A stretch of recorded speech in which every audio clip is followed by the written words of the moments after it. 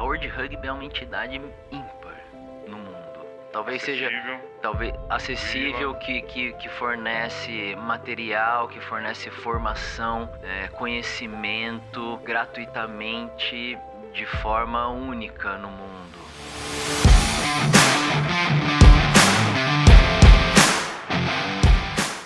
Bom dia, boa tarde, boa noite. Luiz Fernando no mais um podcast aqui no nosso PodTry. Hoje trazendo duas feras aqui do rugby para contar um pouco da história do rugby aqui do Vale. Eu vou falar aqui com o Edis, o nosso Edinho, e o Maurício, o nosso Mau Mau. Prazer, obrigado por vocês terem vindo, cara. Boa, Luiz, obrigado. Prazer é nosso. Prazer, Luiz, estar aqui hoje. Me conta como vocês caíram no rugby. Que história é essa desse esporte ter aparecido na vida de vocês? Olha, no meu caso foi assim, bem parecido com a imensa maioria dos jogadores, né? Então eu tava no colégio, o pessoal do rugby foi lá, fez uma visita, apresentou a modalidade, estavam convidando os alunos para participar. E no primeiro momento eu hesitei um pouco, mas né, graças a um colega meu, o Felipe, né, que é o apelido Chus, a maioria das pessoas acabam recebendo um apelido no rugby. E aí ele né, ficou insistindo, né, me incentivando, até que um dia eu fui. E aí foi né, paixão à primeira vista e desde então, né, desde os 14 anos eu tô nessa jornada. Não largou mais? Não larguei mais. Nós vamos falar desses 14 anos aí. Você, meu companheiro Edis? Foi no mesmo processo do Maurício. Não foi visita em escola, mas foram amigos da sala de aula que convidaram. E para mim foi legal, porque eu estava numa transição de cidade. Eu sou natural de Volta Redonda. Vim para São José de 13 anos para 14. E os amigos convidaram, então, além de me dar essa oportunidade né, do esporte, foi bem legal, que me deu uma condição de socializar melhor fora da escola e aí também, como Maurício, tô no rugby até hoje. E como foi a sensação de vocês de ver uma bola que não era redonda, 15 caras para cada lado, podia chutar a bola, podia passar a bola, e o engraçado é que a gente não joga a bola para frente, a gente sempre vai passando a bola para trás e avançando o campo. Como foi isso na primeira vez que você falou, putz, que eu tô aqui? O primeiro impacto, né, o primeiro sentimento foi de curiosidade, né, por ver uma bola daquela e não saber direito como jogava o esporte, mas... E também naquela época a gente não conhecia tão bem a modalidade, né? Então, nos primeiros treinos eu ia porque era muito desafiador, né? Aqui em São José, quando eu comecei em 92, assim, os treinos, grande parte do treino era físico. Então, era um desafio, né? Ir lá, sair da esplanada ali, correr até a Urbanova, voltar, e aí fazia lá, sei lá, 500 flexões, 200, né, 300 abdominais, era uma coisa meio doida. E aquilo lá, né, o ambiente em si, com as pessoas que estavam lá, eu acho que foi o que mais me atraiu e que com certeza... Qual é que foi seu primeiro treinador, Mamal? Meu primeiro treinador foi o Rafael Simão. Né, uma lenda aí do São José Rugby. Sério? E quando eu comecei, ele era também jovem, né? Tava cursando a faculdade, jogava na categoria adulta, ou acho que já era o primeiro ano dele de adulto, e a gente entrando lá no Mirim, então era um ambiente muito atraente, assim. Era gostoso. Né? Era gostoso, né? Era um bando de moleques ali que se identificavam como grupo, né? E aí tinha essa questão do rugby, que era uma modalidade pouquíssimo conhecida, né? Então a gente gostava dessa sensação de exclusividade, né? Porque quem joga rugby aqui em São José é só gente. Então acabava retendo bastante por conta disso. Legal. Edis? Comecei em 88, então naquela época, se hoje o rugby já não é da nossa cultura, né? Naquela época você tinha muito menos informação e conteúdo, né, de rugby. Mas um pouco parecido com o Mau, era um desafio, era bastante físico. E meu primeiro treinador foi o Walter, o Parreira. Um abraço para os dois e para o Rafão também, que merece estar aqui um dia. O Rafão tem histórias Vamos trazer, maravilhosas. Já fica aí o convite. Rafão, já fica o convite aqui, o Edson vai fazer o contato para você vir aqui nos conhecer. O Rafão já mora já há muito tempo em Ilhabela e foi um dos que desenvolveram, que ajudaram o desenvolvimento do rugby lá em Ilhabela. E o treinador, meus primeiros treinadores também, o físico tinha coisas bem inovadoras. Ele tinha um Chevette, a gente subia a ladeira da ETEP. Bom, antes, né, eu comecei a jogar em São José, né? Em São José, junto com onde o Mau. E o local que a gente que treinava era no Esplanada, na Praça Sinésio Martins, mais conhecida como Cruzeiro do Sul, que é o que a gente representou e homenageou ali para o nome do nosso time de veteranos. Então trouxe hoje aqui uma camisa do Cruzeiro do Sul também, que é guardo bastante carinho. Essa camiseta que eu usei foi o primeiro jogo do Cruzeiro do Sul. A gente foi para Florianópolis participar de um torneio. Foi Tenaside ou Seven? Foi um eu acho, né? Um Seven Beach, né? No Beach. No Beach. Só que um campo maior do que o atual Beach hoje. Então, quer dizer, um campo pequeno era mais um jogo de contato, onde saía com a cara tudo cheio de areia. Eu imagino. Mas foi esse processo. A gente começou ali na Praça Sinésio Martins, Cruzeiro do Sul. E como o Mau falou, a gente tinha a turma do rugby, né? Então a gente... o que deu identidade, que deu ali a vontade, além do próprio jogo, mas as pessoas, né? Então a gente ficava bastante juntos no momento do treino e fora do treino, como é até hoje. Sim. Aqui, você conhece bem aí pela frequência que você tem no rugby, pelos filhos que participam, né? Sim. E sabe que eles são bem unidos. Eu acho que isso também segura um pouco a gente dentro da modalidade. Legal. Você me falou que é uma história aí que você foi jogar no campo de areia. Tem alguma história engraçada com esse lance do rugby aí que você se lembra? O cara tomou uma porrada ali, perdeu 2 dentes, continuou jogando, engoliu os dentes e continuou jogando. História engraçada sempre tem, né? Esse torneio, a história desse torneio aí, a gente foi campeão, Mau? Aquele time da Argentina. Teve um time da Argentina que era o favorito para o torneio, que estava ali em Florianópolis, o pessoal foi participar, passear, e a gente pegou o time, acho que na semifinal, a gente perdeu pro Desterro na final.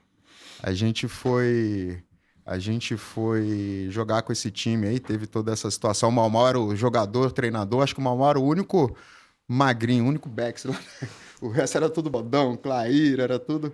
A gente não vai dar a bola pros caras, a gente vai pegar a bola e vai fazer ruck, fase até fazer o try. Aí, assim, era a nossa estratégia, né?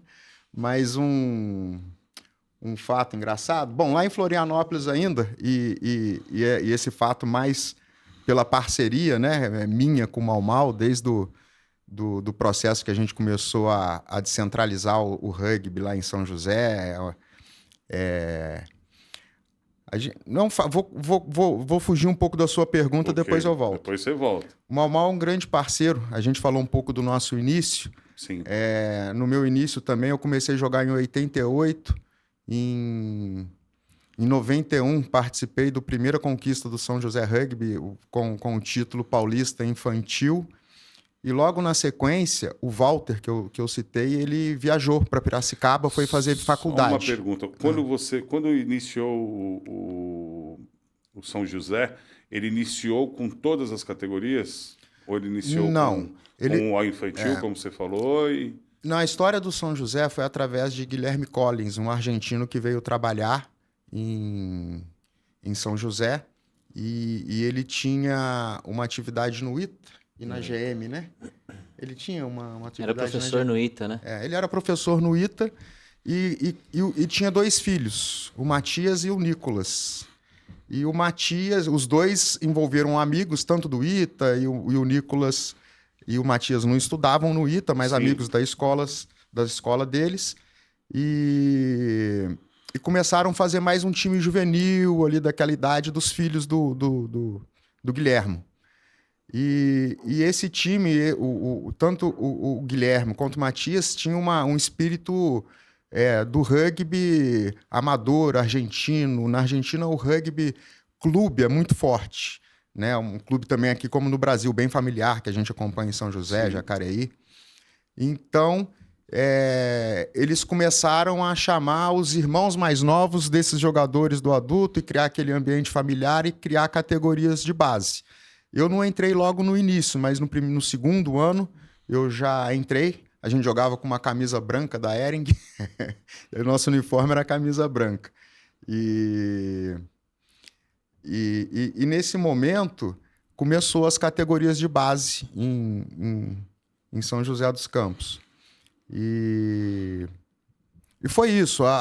O time adulto foi surgindo do crescimento aí dessas categorias de base. Mas, basicamente, foi esse, em São José. Em Jacareí, né? Você não perguntou, mas em Jacareí foi a categoria de base. A categoria de base. Em 88 eu comecei, em 91 eu falei, né? A gente teve essa conquista.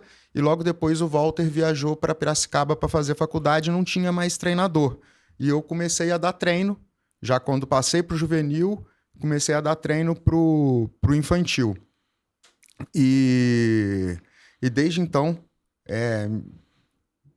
permaneci dando treino por um bom período. E até que eu fui para Juiz de Fora, fiquei 5 anos lá em Juiz de Fora, dos meus 19, 20 até uns 24, 25 anos. E quando eu voltava para quando tinha jogo do São José, eu ainda jogava só nos finais de semanas, né? Quando o jogo era no Rio, a gente jogava muito com Niterói. Nessa fase. São José não era da primeira divisão, a gente fazia o clássico da segundona, né, Mamão? E tem muita história também, São José, Niterói. Um abraço para os amigos de Niterói. Nikit City. Nikit, E em um determinado momento, quando eu voltei de Juiz de Fora, o Mau estava dando treino na Praça Sinésio Martins ainda, que não era um lugar apropriado, mas era um lugar iluminado. O nosso treino precisava ser final de tarde, o período escolar, enfim. E a gente estava com uma dificuldade, nesse momento que eu voltei de Juiz de Fora, o Mau estava com uma dificuldade grande de marcar jogo, porque os clubes daquela época eram mais de São Paulo, não existia Jacareí, Pinda, Taubaté... Sim. Não existia, era mais centralizado aqui próximo da gente, era mais centralizado em São Paulo. E eu não sei por que, naquele momento, os times grandes, tradicionais de São Paulo não estavam com categorias de base. E a gente começou uma parceria longa, né? Que a gente fez um projeto, uma parceria longa que eu digo, eu e Mau. A gente encabeçou, escreveu e apresentou um projeto na Prefeitura de São José, que foi aprovado. A gente descentralizou o nosso time da Praça Cruzeiro do Sul e fez 3 equipes. E a gente recebeu um desafio de São José. Você vai falar, olha, vocês vão para a periferia da cidade, onde não tem oportunidade, não tem tanta oportunidade esportiva. E nesse momento eu fazia faculdade em Jacareí, na Vila Branca, na Univap. E lá tinha o ensino médio, isso. E achei uma oportunidade para começar um time ali também, porque o nosso projeto era centralizar, dar treino e no final de cada semestre fazer uma competição. Então, esse foi a história do surgimento do Jacareí, porque por aí a gente, após esse primeiro projeto, que a gente treinou as equipes e fez as disputas no final de cada semestre, a gente trabalhou uma agregação de família, e aonde juntou o grupo, cresceu. A gente teve que sair da Univap, porque ali a gente tinha uma limitação, quem podia participar, não podia participar tantos garotos de fora. Preocupava a diretoria do ensino médio, que a gente acabava o treino, já estava entrando na faculdade, eles tinham uma preocupação com esse convívio, enfim. Então, daí surgiu, mas eu e Mau temos várias parcerias aí depois do Aprendendo e Jogando Rugby, que foi o nome do projeto. A gente fez muita coisa juntos, além da categoria de base. A gente fez vários torneios de sevens, com várias equipes de fora que a gente convidava, conseguia recurso, patrocínio para trazer e hospedar e alimentar essas equipes. E depois na seleção também, que a gente vai conversar. Vocês eram um faz-tudo, um coringa no time. Era uma dupla meio... Dupla dinâmica. Que assim, insaciável para fazer coisas pelo rugby, né? Então... Tudo movido pelo amor, pela paixão do esporte. Pela paixão pelo esporte, né? Fazer a modalidade crescer, trazer mais adeptos, fomentar as categorias de base, gerar competições, enfim, era... E deu certo. Deu certo. Gerou frutos aí. Gerou frutos. Quais foram os frutos? Conta pra mim.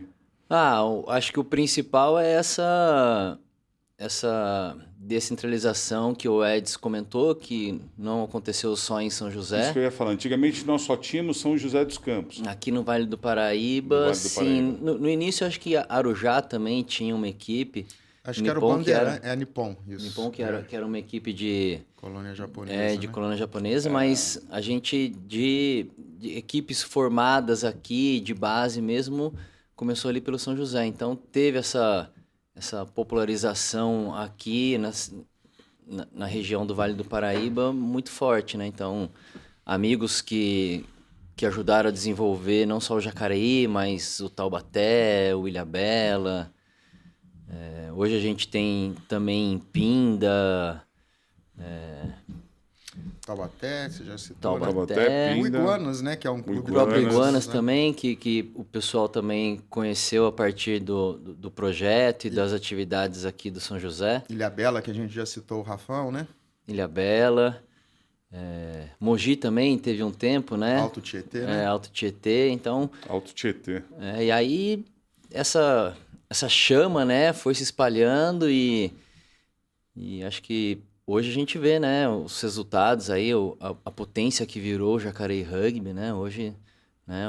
Uma equipe, hoje clube de referência. Você diria que o Jacareí pro Vale é a referência, não é mais São José dos Campos? Eu não diria... ali brigando os dois? Não diria isso porque são dois clubes que têm... que tem uma origem em comum, que é a preocupação e desenvolvimento das categorias de base. Então, hoje são talvez os dois maiores clubes. Tem clubes de São Paulo também. De rival, eu quis dizer de referência do trabalho que faz, da forma como trata, né? Isso. Então, eu acho que são dois clubes que... Nem competitividade. Sim. Nós tivemos esse trabalho de base, dito algum dia desses, com o presidente do Jets, São José dos Campos, time de futebol americano, que eles também vão por esse lado social, eles também vão por esse lado das leis de incentivo fiscais para captar patrocinador, captar colaboradores e tal. Então, eu acho bacana esse... Sim. E eu acho que, assim, existe, óbvio, dentro de campo uma rivalidade muito grande, porque o rugby também é feito assim, né? De atletas e equipes que lutam e batalham para conquistar os seus objetivos, né? Então, são equipes muito aguerridas que não querem perder nem o par ou ímpar. Mas eu acho que a questão fora de campo, sim, são clubes que trazem uma referência muito grande. Eu acho que o Jacareí vem com uma veia muito forte de participação, de trazer a família, uma coisa que o São José, durante um tempo, não conseguiu se desenvolver muito bem, mas, por outro lado, o São José veio numa vanguarda de ser um clube que conseguia captar recursos públicos, né? Então, eu acho que veio como uma referência também nesse lado. Então, são clubes que acho que complementam muito, né? Se complementam, né? Se a gente for ver o cenário aqui do Vale do Paraíba. Então, hoje, com certeza, é a região onde o rugby é mais forte no Brasil, né? E eu acho que são clubes que essencialmente estão sempre aprendendo um com o outro. Legal. Por que Mau? Eu não ganhei esse apelido no rugby, curiosamente, né? Eu ganhei na natação, então quando eu tinha ali uns 4, 5 anos de idade eu ganhei esse apelido, né? Meu professor João da Associação Esportiva que me deu esse apelido e lá, ele chegou lá e ele falou, como é que é seu nome? Eu falei, Maurício. Ele falou, então você é o Mau Mau. E aí o apelido pega, né? E assim foi.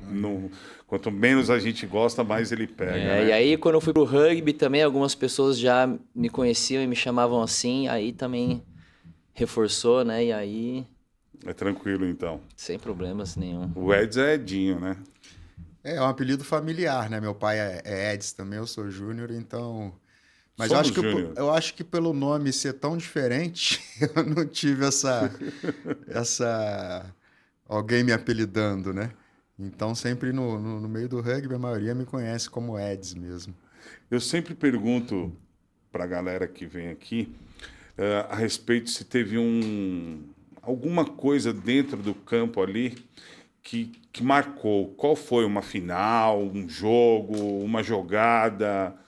Né? O que marcou você ali como atleta primeiro?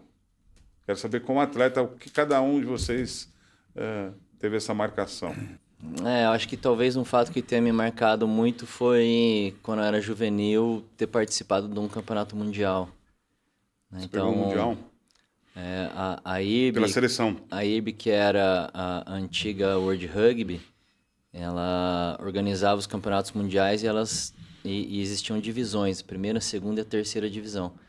E aí aqui no Brasil a gente teve, né, a felicidade de ter um grande incentivador e colaborador que foi o Ange Guimerá, que ele chegou a ser vice-presidente do IRB e ele conseguiu um lugar na Série C, né, do Mundial Juvenil. E eu acho que esse foi um dos pontos que, assim, alavancou demais o rugby em São José, porque começou em 94, e nos anos de 94, 95, começou em 95, 96, 97, 98, 99, o Brasil participou da Série C. Uhum. Então, assim, era o sonho do jogador poder representar o país no rugby, né, numa competição internacional.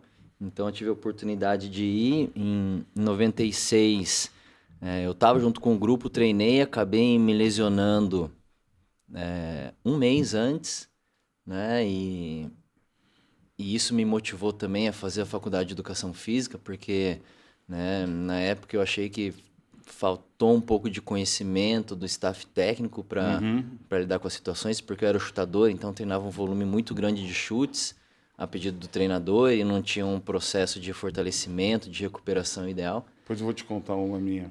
E aí acabei, né, sofrendo uma lesão semanas antes da viagem, fui cortado, mas em 97 eu consegui ir para o Mundial. Então, acho que dentro de campo isso foi um ponto bem marcante, porque a partir daí eu queria só, né, entrei na faculdade, qualquer trabalhinho, qualquer coisinha, eu só queria fazer de rugby. E era o único da sala, obviamente, né? Então o pessoal do atletismo se junta, da natação, do basquete, do vôlei, do futebol. E você aí vai fazer do quê? Eu falei, vou fazer de rugby. Vai fazer do quê? Vou fazer de rugby. Tá, mas é só você vai fazer sozinho? Aí muitas vezes eu fazia sozinho e sem problema nenhum, né? Com a minha paixão lá e incansavelmente eu segui estudando e querendo aprender as coisas do rugby. Mas eu acho que fora do rugby, fora do campo, acho que foram, sem dúvida, as coisas mais marcantes, né? Foi na Romênia, não? Não, na Romênia foi o que eu não fui. Aí eu fui no do Chile, né? Eu fui no do Chile em 97, foi o do Chile. Alguma dessas flâmulas desse campeonato ou não? Não. Não? Não, eu tenho até uma medalha que eu trouxe, que acho que tá ali na mala, depois eu pego e mostro, mas... fora de rugby tinham pessoas assim que tinham uma personalidade muito forte e que isso acabou criando uma identidade coletiva, né, muito muito marcante, né? Então a gente tinha lá o Leozinho, que foi uma das figuras assim que, né, a paixão que ele tinha, ninguém tinha mais paixão do que ele pelo rugby. e ele tinha acesso a materiais porque o pai dele, né, tava sempre viajando pro exterior a trabalho e trazia umas revistas, uns vídeos, né, umas fitas VHS lá que às vezes nem rodava porque era um outro formato, mas a gente, né, via aquilo lá e assistia 1000 vezes, né? Eu sei muito bem. E adorava aquilo, né? Ou como lá o Fabinho, que era um cara que tinha uma autoconfiança assim tremenda, né? Várias vezes dava alguém numa posição e não conseguia fazer tal jogada e ele falava, cara, sai daí então que eu faço, cara. E ele ia lá e conseguia fazer, né? Então, assim, tinha uma autoconfiança tremenda, né? O Rafão também, que era outro que, nossa, não queria deixar ninguém para trás, né? Às vezes tinha treinos que a gente saía, né? Aquelas corridas malucas. É o Rafão que o Edson o Rafael Simão também citou. E o Fabinho também merece estar aqui. Vamos chamar ele também. Fabinho, e Rafão. E aí, às vezes, a gente saía para correr ali e falava, vamos passar na casa de tal jogador que não veio hoje no treino. E a gente passava lá gritando o nome da pessoa. E às vezes ele saía e falava, cara, foi mal, cara, não deu tempo. Dava uma desculpa, mas já entrava na corrida e começava. Então, foram pessoas que o próprio Spani também, que, nossa, em campo, cara, era uma fortaleza, era uma máquina. E assim, trazia uma confiança muito grande para o grupo. Então, foram pessoas que, nossa, durante, né, a minha vida ali como jogador, eu falava, cara, eu tenho que ter a paixão que esse cara tinha, eu tenho que ter a autoconfiança que esse cara demonstrava, né? Tem que ter, isso, né, você a sendo amizade da mesma por categoria que o cara. Não é nem o cara eles tinham ali 3 anos a mais do que eu, 4 anos. Eles eram um pouco mais velhos e eram referência, né? Porque eram os caras que eu via na categoria acima e falava, nossa, esses caras aí. O Leozinho não, o Leozinho era da minha categoria. Ele tinha 1 ano a mais só, mas a gente jogava, 1 ano a gente jogava junto, daí no outro ano ele tava numa categoria acima. Até chegar no adulto, né? Até chegar no adulto e todo mundo ficar junto, né? E aí, quando todo mundo ficou junto e se somou na categoria adulto, essa base do São José, que assim, que era a maioria na seleção brasileira. Então, de um grupo de 23, 24 atletas que viajavam, a gente tinha 14, 15 do São José. Bastante, né? Era bastante gente, era a maioria da seleção mesmo juvenil. Então, formou-se um grupo ali muito forte. Quando esse grupo chegou na categoria adulto e se somou a esses veteranos, né? E também tava o Edis, o Ronaldão, o Gersão, né? Que hoje também dá uma mão tremenda aí pro Jacareí. Vice-presidente atual. Aí que o negócio pegou fogo mesmo e falou, agora a gente vai começar a ser protagonista aqui nesse ambiente aqui e vamos para as cabeças. Aí o São José começou a ganhar mais corpo, começou a disputar as principais competições e acumular títulos. Legal. E você, Edson, um momento aí dentro de campo? É difícil escolher um momento, né? Bom, vou aproveitar aqui os itens que a gente trouxe, né, eu já falei da camisa do Cruzeiro do Sul aqui, que a gente tem bastante carinho, são momentos especiais. Mas o Mal citou aqui o Dominique, que você citou, não? Ele citou bastante gente. Já citou bastante gente, mas eu vou citar o Dominique ainda, que não foi citado. Até nessa história de conteúdo, ele é um francês, que ele era gerente do Hotel Urupema, em São José, na Avenida 9 de Julho. E numa dessas ocasiões, veio um prefeito, hospedou no Hotel Urupema um prefeito de uma cidade da França que chama Blagnac, que coincidentemente é a cidade irmã de São José. Existem essas cidades irmãs pelo potencial aeroespacial que eles tinham, né? E acho que é aeroespacial ou só aeronáutico? Acho que é aeroespacial. Enfim, mas esse prefeito, o Dominique, ele falou, cara, a gente tem uma equipe aqui de rugby, não tem uniforme direito, a gente precisa de estrutura. Não passou um mês, chegou 2 caixas cheias de uniforme que o prefeito mandou para o Dominique, que é essa camisa do Blagnac, que foi a camisa da equipe juvenil infantil do São José Rugby. tem uma foto minha aqui que foi a véspera da final, que a gente disputou lá no SPAC. Contra o SPAC, primeira vez que... Ó, a camisa que ele tá falando. E esse Legal, foi o momento, né? um dos momentos, né, que o primeiro título do São José Rugby, dessa camisa aqui, que não só remete a esse fato histórico, mas remete também muita... Vocês ainda têm contato com eles? Temos, eles de vez em quando vêm ao Brasil, a gente Vem fazer traz ele para cá para fazer um encontro. Sim. E de vez em quando se fala, né, com ele em videochamada. Legal. Tá conectado. Tá conectado, é uma Bacana. pessoa que ajuda. Esse aqui que está na minha camisa, o Moisés, que é de uma família também que você tem que trazer aqui, a família Duque, que os 3 irmãos participaram da seleção. Tudo. O Lucas, também, depois eu conto um fato do Lucas, que é um momento marcante também. Bom, não foi eu que executei, mas Sim. eu acompanhando, para mim, foi um momento especial também. Mas o primeiro momento é esse aqui, essa conquista que foi com essa camisa que me remeteu até o Dominique. E o segundo momento que eu vou trazer é essa bola, né, Topper, que foi... Você veja, para mim, se tem escrito o ano aí de... Tá ali, ó. 2000... Abraço, batata.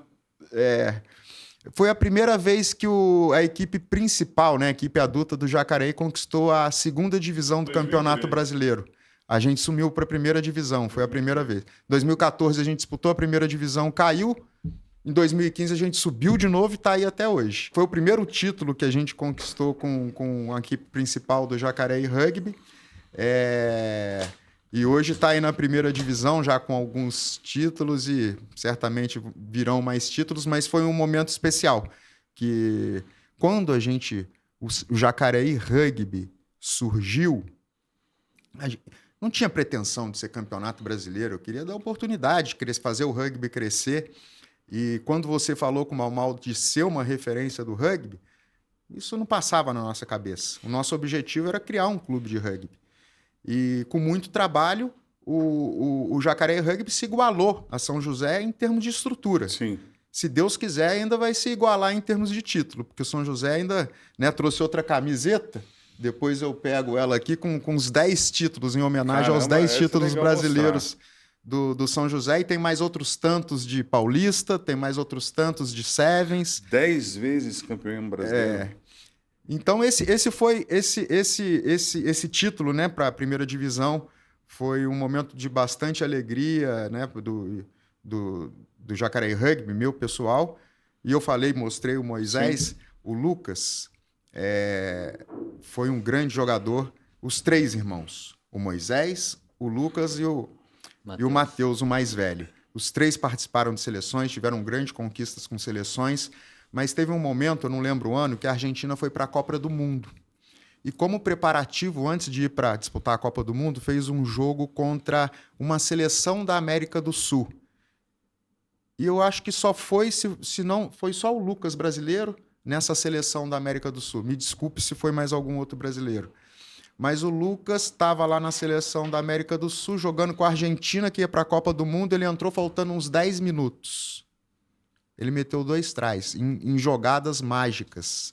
Depois eu vou te passar um link que mostra um pouco no YouTube falando. Também desses tries, né? Fizeram um compilado, uma matéria.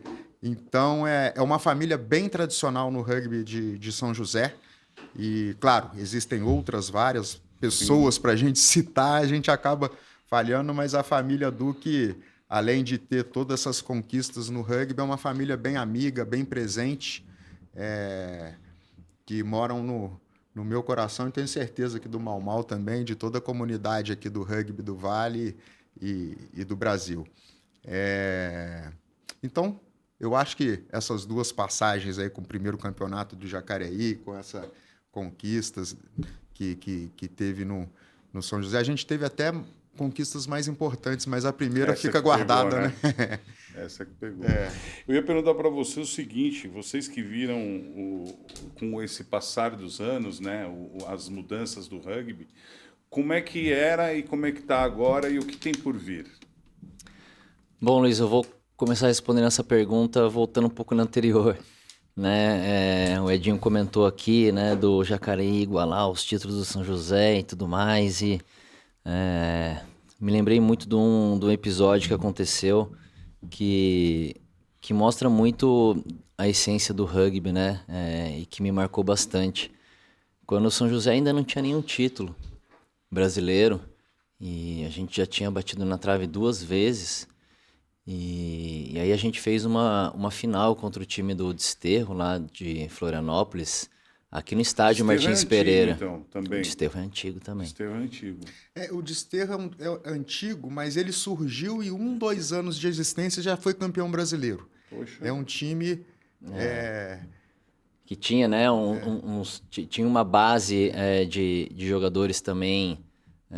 Será porque que tá ali perto do... Que Florianópolis atraía bastante gente, né? O Isso, pessoal queria eu ia morar lá, dizer, né? Era um o lugar... pessoal- Até hoje, né? Os migrantes. A Ilha da Magia, mas a gente fez essa final contra o time do Desterro aqui em São José e a gente acabou perdendo, né? Por 1 ponto de diferença. E aí a gente perdeu justamente com um jogador do Desterro que começou aqui em São José também no início, junto com todo mundo, o Tico.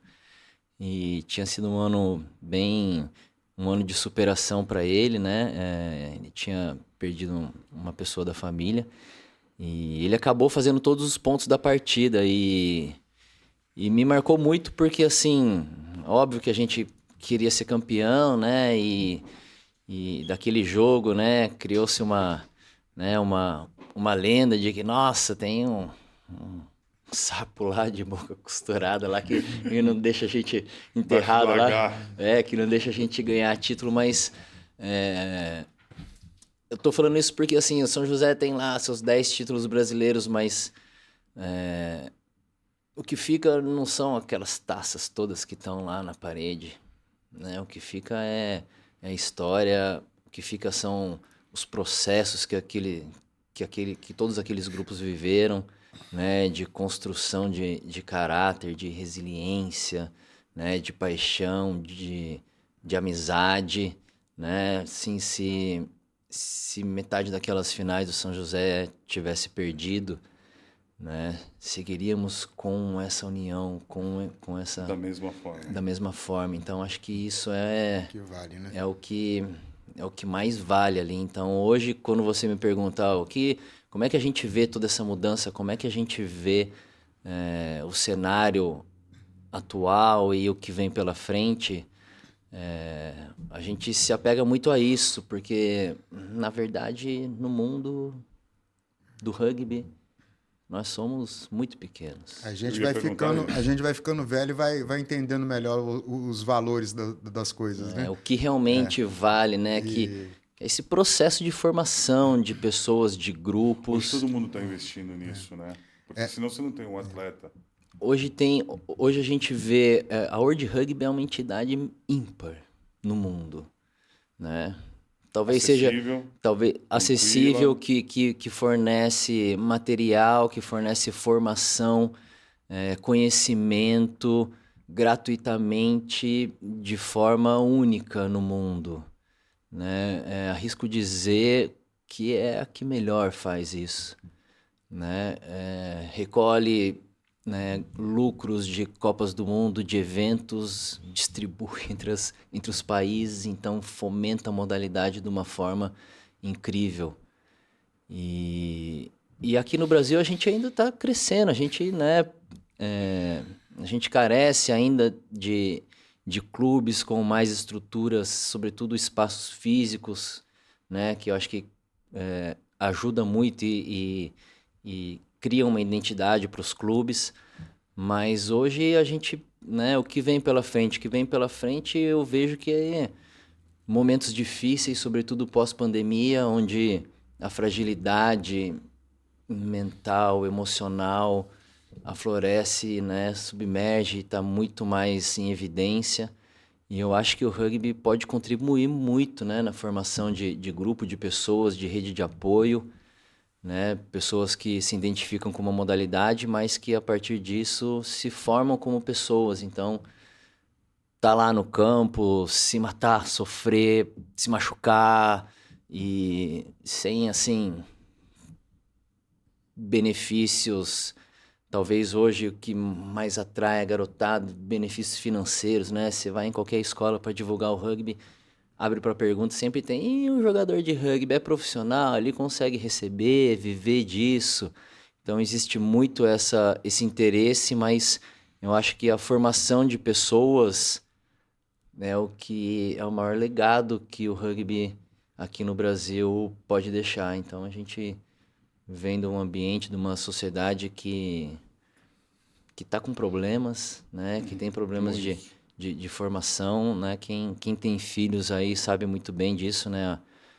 A dificuldade que é de você encontrar ambientes, né, saudáveis e que, né, tenham valores familiares, que tenham uma preocupação moral e ética, e eu acho que o rugby busca trazer isso, né? Não são lugares perfeitos, e os lugares perfeitos não existem, né? Que só tenha pessoa perfeita, só tenha, né, que não tenha nenhum problema. Acho que todos os lugares têm problema, mas o rugby busca sempre trabalhar isso, né? Para ser um atleta de rugby, não basta ter talento. Tem que trabalhar duro, né? Você tem que se preparar fisicamente muito, né? Não só treinar, descansar, fazer tudo o que precisa para fisicamente o seu corpo crescer, mas mentalmente, socialmente, aceitar as pessoas, ser respeitoso, valorizar as diferenças. Então, acho que... Esses são os valores do rugby. São os não valores, sabe, né? e eu vejo bem perto que é claro que São José e Jacareí, né, que é o contexto aqui da nossa conversa hoje, são clubes que querem ganhar, querem ser vitoriosos, mas hoje o nosso maior troféu é realmente esse lado de formação do cidadão. Eu vejo isso em casa. Como você sabe, eu tenho meus 3 filhos. Eu não canso de falar isso aqui.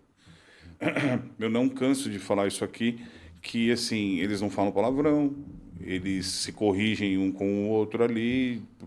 O rugby deu Essa é uma ferramenta, né? Me corrigem se eu falo palavrão, né? É uma ferramenta, eu acho, de traz uma diretriz, benefício, um caminho, né? De formação de caráter do indivíduo, né? Vamos dizer assim. Eu acho muito legal que o rugby tem esse papel, sim. Legal. Acho bem legal. Não foi sempre assim, viu? Porque eu tenho uma vida... Eu comecei a ser treinador muito cedo e eu tinha um perfil assim que era, Maluco. Porrada, bomba e, palavrão o tempo inteiro. E era uma época que assim... O treinador falar palavrão era uma das ferramentas para demonstrar que assim comando. O quanto eles precisavam estar mais atentos, ou eles estavam dispersos e o treinador estava incomodado com aquilo. E hoje mudou muito, hoje mudou muito, né? Então, eu vejo. Hoje a didática em campo mudou muito e o ambiente, né? Os atletas hoje, eles recebem, né, palavrões ou críticas mais incisivas e diretas e pessoais de uma outra forma. Então, hoje o treinador precisa estar sempre estudando e aprendendo para poder se comportar de maneira a atingir o objetivo que ele quer, que o objetivo que ele quer não é desrespeitar ou espanar ninguém, mas sim que a pessoa se dê conta do potencial que ela tem e do quanto ela pode crescer. Então, hoje em dia, tá diferente, mas o rugby já foi um ambiente assim onde, né... Eu vou dar um passo atrás. Desculpa. Antes de você dar o passo atrás, o Mal contou a história da final que a gente disputou, né?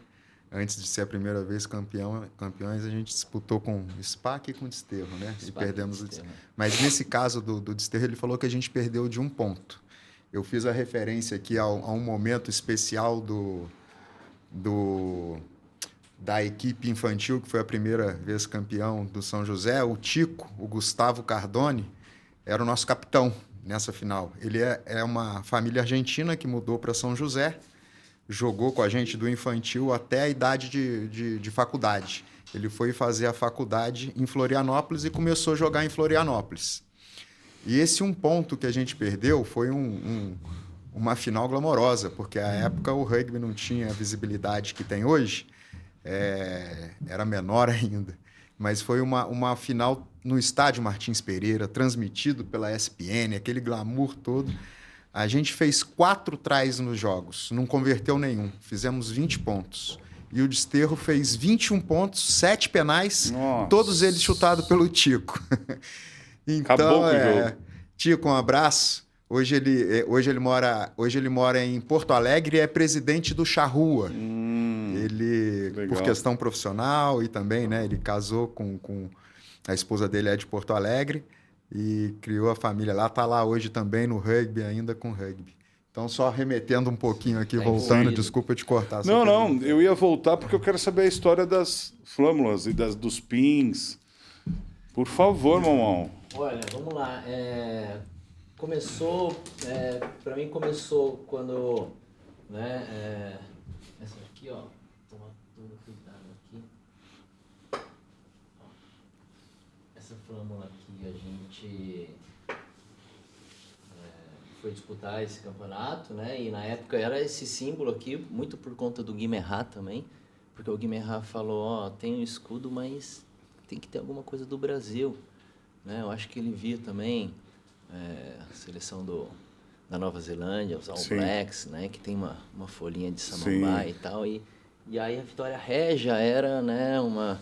A nossa planta, né? uma planta aí que exclusiva, eu não entendo muito bem se é exclusiva só, mas que predominantemente, né, tem, não sei se é tá aqui exclusiva. no Brasil. E aí, poxa, você vai para fora e você quer, né, registrar as experiências, então... Isso são jogos? Esse aqui são pins, né, são esses brochinhos de equipes que a gente jogou e enfrentou lá, e aí eu também somei aí algumas outras... de outras participações, tem também aquela do time Brasil, quando a gente... Essa aí daí já são seleções, desculpa. Também são seleções, quando a gente... quando o rugby foi escolhido para virar uma modalidade olímpica. Né? E assim, escolheu o Brasil como sede... E 3 meses depois escolheu o rugby como modalidade a ser inserida nos Jogos Olímpicos que aconteceu aqui no Rio.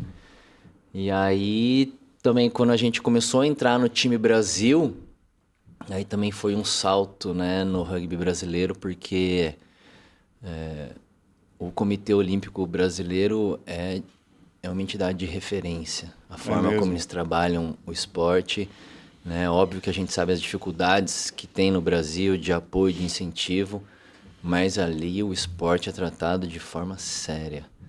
Né? Então, foi uma... Bom escutar isso, sabia? Foi um processo, assim, que a gente já tinha ido para competições internacionais, mas quando a gente fez parte a primeira vez do time Brasil, a gente... Você estava lá? Eu estava lá. E aí deu técnico, mais orgulho como técnico. Como técnico. E aí, realmente, né, o orgulho foi lá em cima, porque a forma, o ambiente que eles criam ali é extraordinário e você, né, sente realmente o quanto dá orgulho defender o nosso país no esporte, né? E aqui essa camisa, em 2004... Foi quando eu estreei na seleção brasileira, né? Então, eu fui chamado no final de 2003 para ser treinador da seleção. Eu já era em 2002 treinador da seleção juvenil, mas aí em 2003 eu cheguei na seleção adulta. E a gente foi disputar as eliminatórias da Copa do Mundo, de Sevens, e era BR, e não tinha apoio nenhum, né? Tudo que a gente recebeu... para viagem, que eram 2 torneios em Vinha Del Mar e Mar del Plata. A gente... É o patrocínio. É o patrocínio. Recebeu essa camiseta aqui, né? Uma camisetinha polo. Uma camiseta para ir. Uma camiseta polo, que o presidente à época era o Beto Gouveia, né? E ele comprou as camisas, né? Foi lá no centro de São Paulo, mandou bordar. E era o único uniforme que a gente tinha, mas assim, uma vontade tremenda de ganhar e de representar. Foi a primeira vez que a gente ganhou do Chile. Então o Chile tinha patrocínio da Adidas, da Peugeot, já era uma modalidade muito estabelecida lá no país. E a gente foi lá e desbancou e tirou eles da Copa do Mundo. A gente não conseguiu a vaga, acabou indo Argentina e Uruguai. Mas foi um momento muito marcante. E esse momento aí de 2004, 2003, era o momento que a gente estava aqui fazendo o projeto, né? Aprendendo e Jogando Rugby. Distribuindo, descentralizando. Trabalhando o dia inteiro com... A gente foi campeão brasileiro em 2002, foi o primeiro título. E em fevereiro de 2003, a gente bateu na porta da Secretaria de Esportes e falou, a gente quer descentralizar o rugby, tirar daquele espaço e daquele grupo seleto de pessoas. E aí a gente começou o projeto social em 2003. E aí, em meio a tudo isso, né, surgindo a oportunidade de seleção e tudo mais, e a gente foi acumulando, e aí... Hoje você continua na seleção? Eu comecei em 2003, fui até 2008. Em 2008, eu tive um desentendimento, digamos assim, com a BR, porque não existia incentivo nenhum para as categorias de base. E eu falei, olha, vai acabar o time de Sevens, porque o Sevens precisa de pessoas jovens, porque a exigência física é bem maior. E aí eu saí da seleção de Sevens, aí já fui convidado para fazer parte da seleção de 15. Então ajudava na preparação física e dava treino para a linha, para os backs. E fiquei 2008, 2009, nesse período como treinador auxiliar na seleção de 15. Uma curiosidade que eu tenho, quantos técnicos, você falou, eu dava treino, é como o basquete, como o futebol americano, eu tenho um técnico para defesa, um técnico para ataque, um técnico para...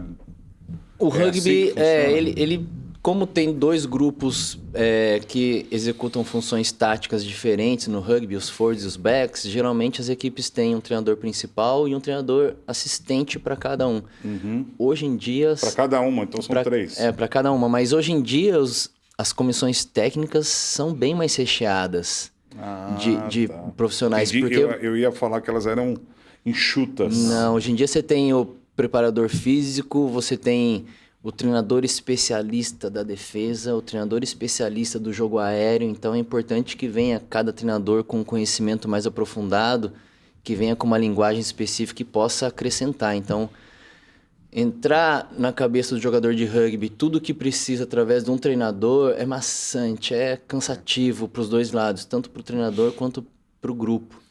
Então, hoje em dia as comissões técnicas são compostas de vários. Na época que eu estava como treinador na seleção de Sevens, realmente estava só eu como treinador. Uhum. Né? Era uma época que tinha pouca estrutura e também não tinha recurso para levar as pessoas na viagem, porque salário não existia, né? E aí, em 2009, quando eu deixo a seleção de 15, eu vou para a seleção de Sevens e fico até 2014. Né? Quando a gente estava disputando... A gente estava se preparando para as Olimpíadas, né? Mas aí a minha filha já estava para nascer, né? O clube estava precisando também de um suporte dentro da área técnica. Aí eu voltei como treinador e aí em 2015... voltei em 2015, em janeiro de 2015, deixei a seleção há 1 ano dos Jogos Olímpicos, né? Mas pude, né, passar anos inegociáveis assim com a minha filha, que, né, não me arrependo de nenhuma decisão que eu tomei. E aí eu fiquei afastado da Confederação Brasileira em 2016, 17, 18 e em 2019... eu voltei a fazer parte do grupo de educadores, né? As pessoas que ajudam a disseminar o conhecimento através da plataforma da World Rugby, que a gente comentou aqui. E atualmente, desde 2022, desde 2023, eu faço a gestão do centro de treinamento que a CBRU tem aqui no Vale, que fica ali na Erickson. Então, eu faço a gestão ali do centro de treinamento. Então, passei muitos anos na seleção, acho que ajudou muito no meu crescimento profissional e também poder transmitir tudo isso para os treinadores e para o clube, para as equipes, né? E treinador do clube desde sempre. Aí acho que eu nunca deixei de ser e está sempre contribuindo com alguma categoria. Legal. E você, Edson, está fazendo o que agora? Dando uma entrevista no podcast do Luiz. Pelo rugby? Não, pelo rugby eu participo mais como conselheiro do Jacareí Rugby. A gente tem estatutariamente um conselho consultivo, não é nem deliberativo, né? Mais para auxiliar as decisões da presidência. Esse conselho ele é formado por ex-presidentes. Eu fui o primeiro presidente do Jacareí Rugby, não por vontade, mas no momento que a gente formou a associação, a gente já tinha algumas famílias próximas que participaram da fundação do Jacareí Rugby, né, a estatutária, e eu queria que algum pai assumisse esse posto, essa responsabilidade para trazer, porque o Mau já relatou, eu já contei algumas coisas, a gente fazia muita coisa, marketing, treino, secretariado, gestão, era uma pessoa centralizando tudo. E dessa maneira você não cresce, né? Então, eu deixei bem aberto um pai até, o pai do Augusto, que hoje vive na Inglaterra, a gente viu ele tá na Copa do Mundo Feminino aqui na arquibancada, estava lá acompanhando as meninas. E um parabéns para as meninas, né? Tivemos as representantes do Jacareí, do São José e de tantas outras equipes do Brasil. Foi muito gostoso de vê-las. Então, eu sempre quis trazer pessoas para integrar e para fazer a parte do crescimento. Então, mas nenhum pai ali no momento se sentiu um pouco... né, confortável. Não se sentiu confortável para assumir. Eu assumi a primeira presidência para iniciar, mas depois a gente teve sempre pais e sempre famílias assumindo esse posto. Hoje, eu não participo tanto do dia a dia do Jacareí Rugby, até como uma forma de de não ficar dependente, a equipe andar com as próprias pernas e... Ninguém é insubstituível e um dia a gente não vai estar mais aqui, a gente precisa criar uma cultura e uma organização sustentável. Ajudo em algumas situações pontuais. O Luiz também agora está fazendo parte da equipe lá como diretor comercial, está iniciando há um mês, mas já fez bastante coisa. E obrigado vocês por confiarem em mim. E no São José, hoje, a gente tem o presidente, o Luiz, o presidente do São José hoje, ele me convidou para fazer parte também de um conselho. Então, eu estou ajudando mais com essa vivência que eu tive dentro do rugby, né? Numa tomada de decisão, mas nada muito efetivo. Eu sou mais mesmo um torcedor de beira de campo, estou lá nos jogos do São José, nos jogos do Jacareí, de diversas categorias, acompanhando, vivenciando o rugby num todo. Eu agradeço vocês. Antes da gente finalizar, eu queria pedir para vocês deixarem aí duas coisas. Aonde eu encontro vocês nas redes sociais, o time, né, o São José e o Jacareí, e que o que o menino precisa para iniciar esse jogar rugby. O que eu preciso? Eu quero ir lá. Ou um menino mais novo, o que ele precisa para estar iniciando no rugby? Bom, encontro o São José Rugby nas redes sociais, né? @ São José Rugby. @ São José Rugby. E aí acho que a principal hoje é o Instagram, que também, né, divulga as outras plataformas. O meu endereço lá é Maurício_F_Coelho também. Mas através do São José também me encontra lá, encontra diversas outras pessoas. E eu acho que para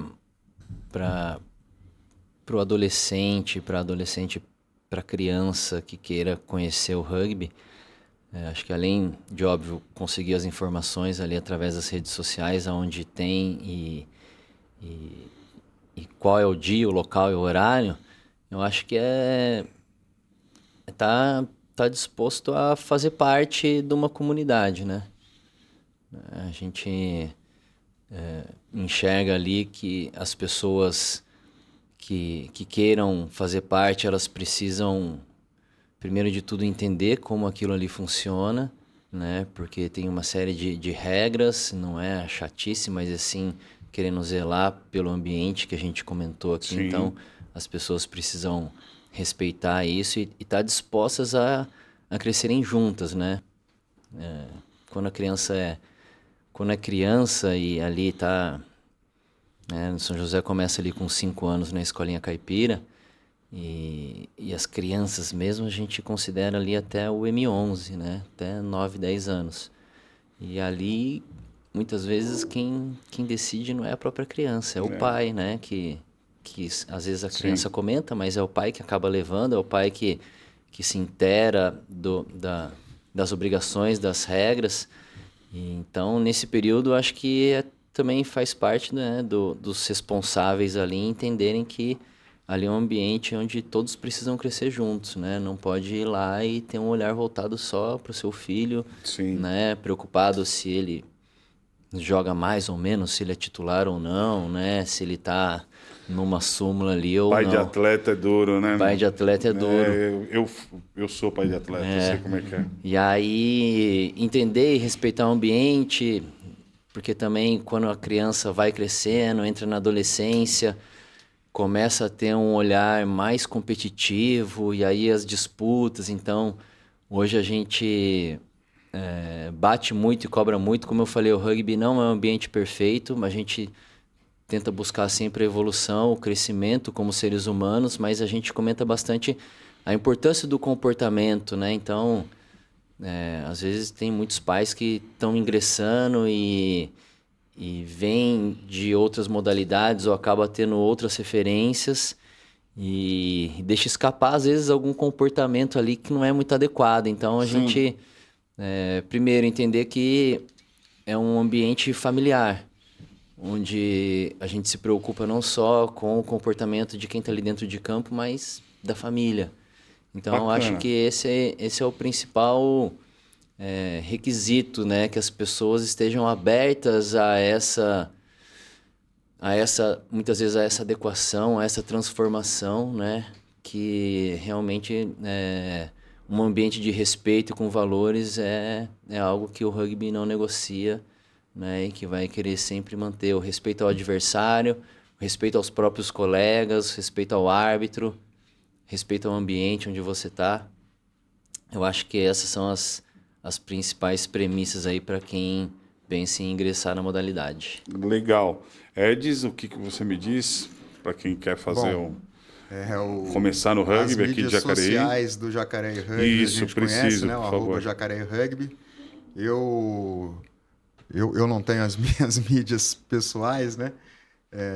Não frequento muito a mídia social, mas quem quiser me encontrar, estou sempre na beira do campo, viu, gente? Estou lá receptivo para uma conversa, tanto no balneário em Jacareí, quanto lá no CT Ange Guimerá, que a gente acredito que não citou aqui também, mas é um grande professor meu do Mau, né? O seu Ange citou, da Vitória Régia, quando o presidente E concordo com essa cultura do rugby que o Mau falou, é o nosso propósito maior.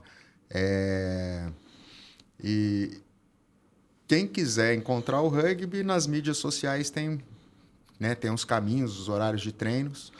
E o que acontece hoje é a gente também, que tem um trabalho de buscar esses atletas por não ser um esporte tão divulgado. E, mais uma vez, parabéns pelo espaço que você está criando para isso.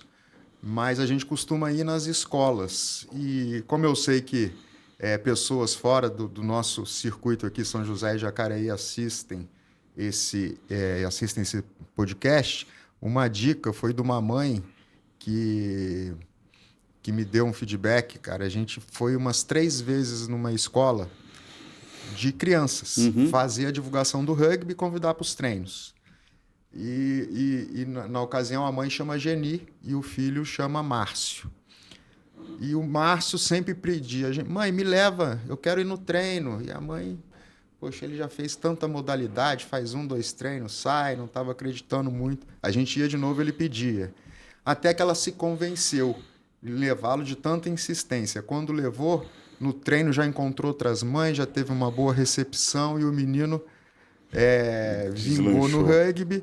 E ela, numa ocasião, me falou, olha, isso aconteceu comigo. Então, quando vocês forem divulgar para crianças bem pequenas, porque ela quer, mas não tem como. Pode ir conversar com as crianças, mas não deixem de ir na reunião dos pais. Porque lá que você vai convencer o pai. Então, uma dica, né, para esse recrutamento de atletas crianças. Mas não só crianças. Hoje o rugby está aberto para todos os tipos de idade, todos os biotipos, como vocês já falaram aqui na entrevista do Tutu. O primeiro episódio do Tutu foi, assim como os outros também, maravilhosos, mas naquele episódio do Tutu em específico, vocês falaram bastante dos valores do rugby, né, como a gente está falando antes, como está falando hoje. E naquela ocasião falou das pulseirinhas também, que a gente trouxe aqui, todas as pulseirinhas representativas. Então, e vocês comentaram, quando uma pessoa faz uma boa ação e se dedica ao esporte, ela ganha uma pulseirinha. Então, queria te presentear hoje com uma pulseirinha da paixão, por todo o seu trabalho, por todo o seu empenho que você está fazendo hoje por nós. Obrigado. Só ganha um presente aqui, que ótimo. Tenho certeza que daqui a um tempo você vai estar cheio de pulseirinha aí pelo seu entusiasmo. Com certeza, é minha meta. Obrigado, Edson. Opa, peraí. Muito obrigado, cara. Valeu. Vou colocar a pulseirinha aqui, poxa. Boa. Já começar a minha coleção. Boa. Isso aí, obrigado. Obrigado pela iniciativa, obrigado pelo convite. Paixão. Olha lá. Ei, pulso largo, hein?